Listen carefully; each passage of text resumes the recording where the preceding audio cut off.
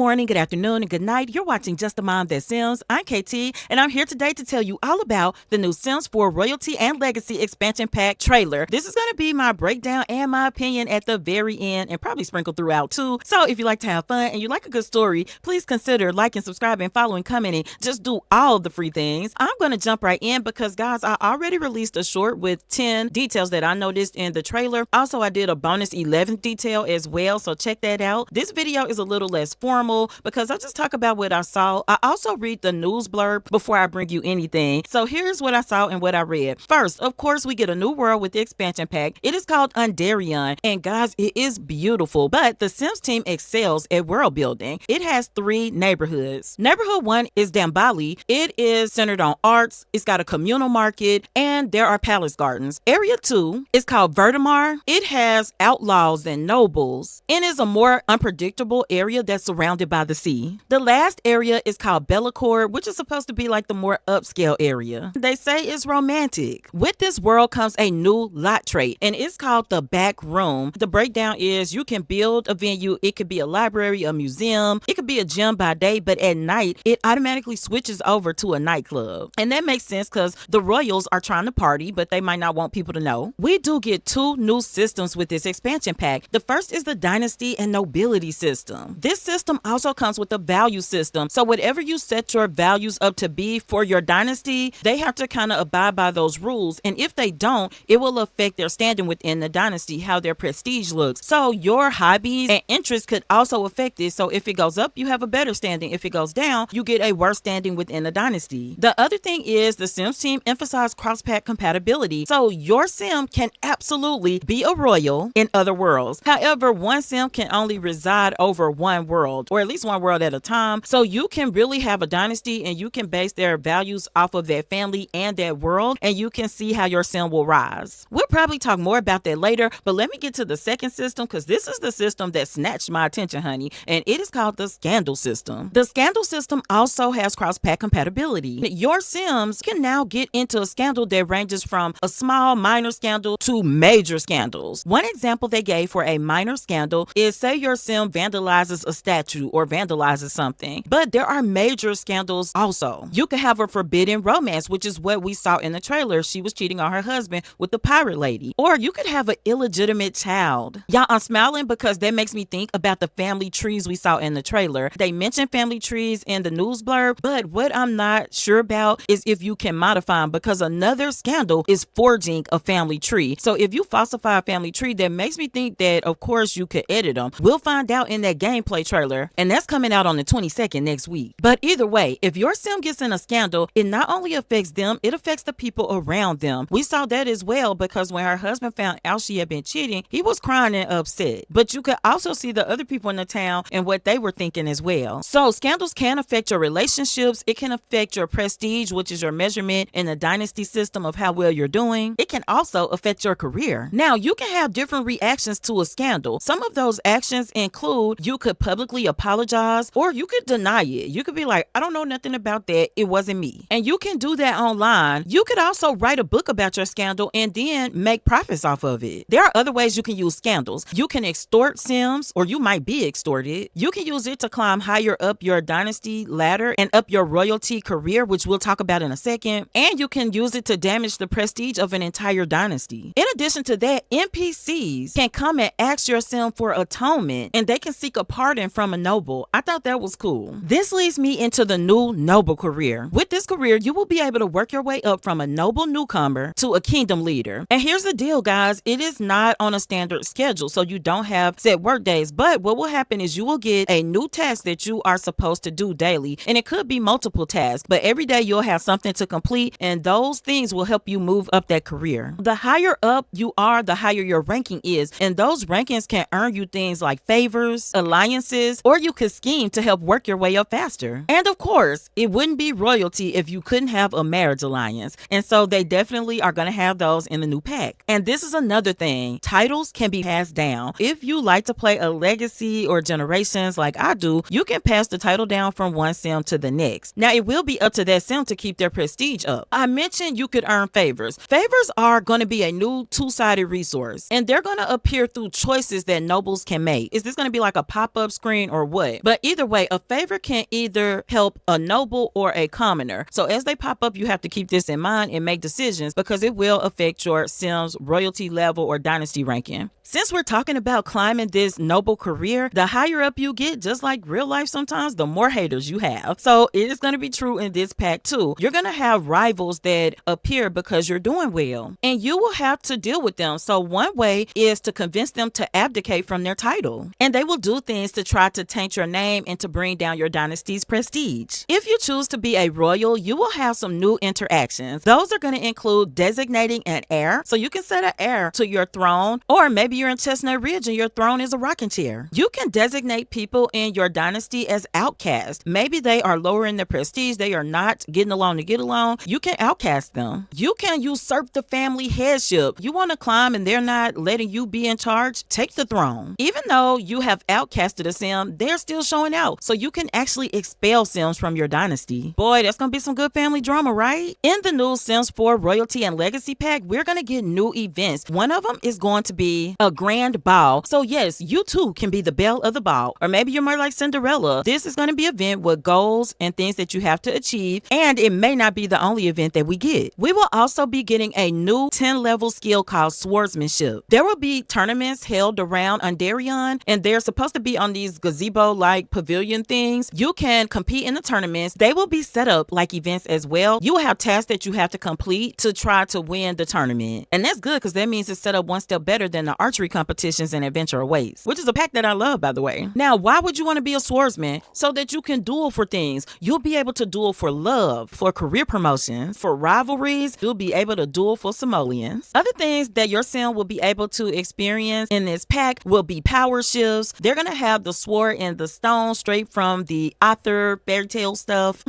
You're going to get crystal slippers. And if you're like me and you don't have crystal creations, I look forward to that. You're going to have noble frogs that you can kiss. And it says that the results might be unexpected. Guys, we got an enchanted mirror. The little girl looked in the mirror and it told her a possible future. And I'm sure we'll find out more things when we get to that gameplay trailer. Something else that really caught my attention, the secret passageways. I did find out you will be able to place them in different spots. I don't know what the limitations will be, but it was good to know for me that you can change the placement or place them in your bills. Using these secret passages, you can uncover secrets. You can also woohoo in them. They are a woohoo spot. This also brings the one named death that they give us, and it's called death by cuckoo malfunction. You can adjust the clock that's at the top of the secret passage, and the next person that comes through has a chance of dying. The Sims team partnered with the PAGG, the Pan-African Gaming Group. They had lots built by Plum Bob Kingdom, Eva Rocky, Emerald Stories, and Studio Gabri. Icy Mum and Little Balboa